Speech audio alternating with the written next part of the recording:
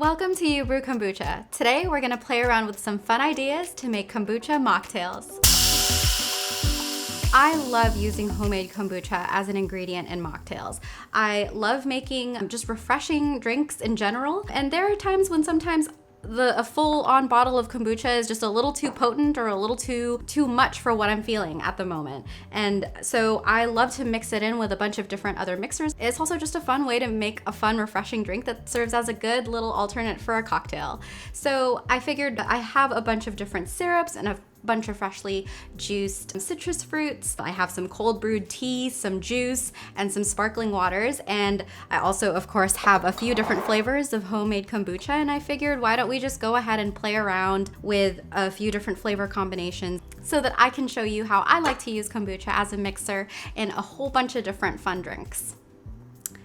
Why don't we get started with passion fruit? Passion fruit is my favorite all-time kombucha flavor, but there are times when it is just a little too potent for me. And so I like to temper the acidity and bold flavor of passion fruit with something a little bit more mellow. And so we are gonna get started with just some passion fruit kombucha. Look at that. Beautiful carbonation. And I happen to not mind the passion fruit seeds and the passion fruit pulp in my brews, but obviously if you prefer to strain it out, that is totally fine as well. I'm gonna add some ice cubes to my little mixing glass. I'm gonna add, let's just eyeball it. And a lot of my recipes, you may notice, aside from when I am brewing a batch of kombucha, when I'm using it as a mixer or when I'm flavoring, I really just to eyeball things, and I like to just taste as I go to adjust based on my taste preferences. So you won't really see me measuring just because I have more fun time just playing around with the flavors as I go. But of course, I highly recommend you just adjusting the ingredients as you go. So now I am going to add just for a little bit of color, just some store-bought pomegranate juice. Just a little kick of that. And let's add a lemon lime sparkling water just to temper the bold flavors in the passion fruit and the pomegranate a bit. So that'll water it down a bit, but you're not losing out on that lovely carbonation at all. I'm just gonna take a straw and taste it. Oh, that's really nice and refreshing. If you want to add a little bit more citrus, I have some blood orange juice right here. I'm just gonna add a little pop of that, make the red color a little bit more intense. And just to add a little bit of sweetness, I have a blood orange simple syrup that I made here earlier. And if you wanted to know how I made this simple syrup, definitely check out my video on making fruit syrups. I'll put the link to that down in the description box. But just to add a little bit of extra sweetness to it, I'm gonna add maybe half an ounce or so of that simple syrup. Just mix that up. Oh, that's really delicious, really refreshing. So I'm gonna take a little bit of fresh ice at the bottom of this glass, and I'm gonna take a sprig, a couple of leaves of Thai basil here. Just give it a little muddle. Just rim the glass with it a little bit, add it to the glass, and then just pour that drink in there.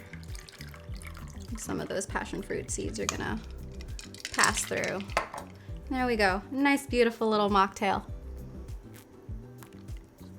Ooh, that's delicious. You can really smell and taste the Thai basil. Now we have an apple ginger kombucha. What would go well with apple ginger? Ooh, that's a carbonated one. Ginger always makes my brews super fizzy. If you want to avoid making a fizzy mess like the one I just made, definitely have a container ready to catch the spillover, or you go ahead and just open it in a bowl or a larger container so that container can catch any spillover. But this is apple ginger.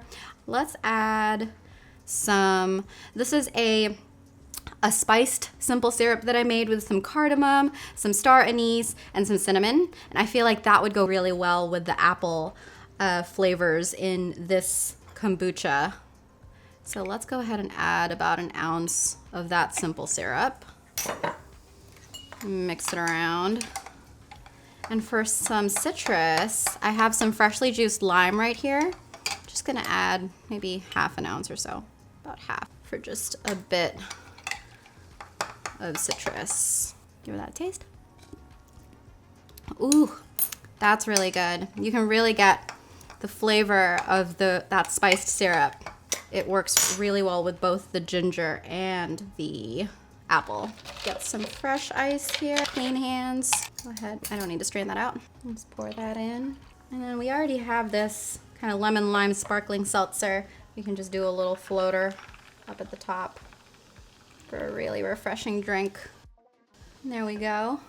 Another mocktail ready. Now we have a blood orange lime rosemary homemade kombucha. And this already has a lot of flavor.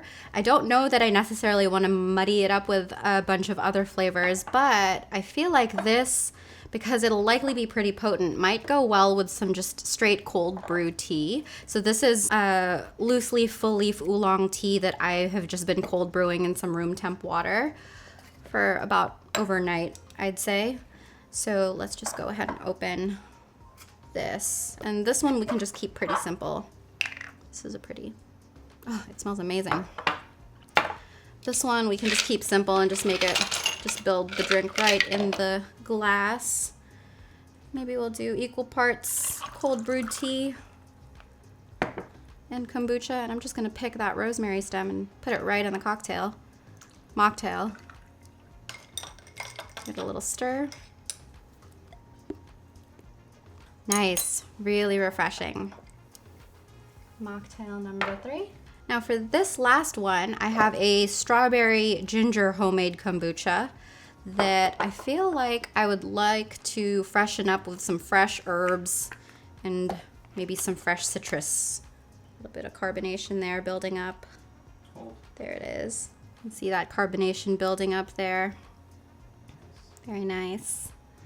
So I am going to, into my glass there, I'm gonna add this kombucha into my mixing vessel. And again, there is a lot of pulp there, but because I am gonna be straining it out, a lot of that pulp will get strained away. Let's go ahead and add some tangerine juice, and let's follow it up with some tangerine simple syrup, maybe ½ ounce. Just for a little bit of sweetness, and for just a hit of freshness, take a sprig of mint and just muddle it around. Add it to the glass like that and strain it.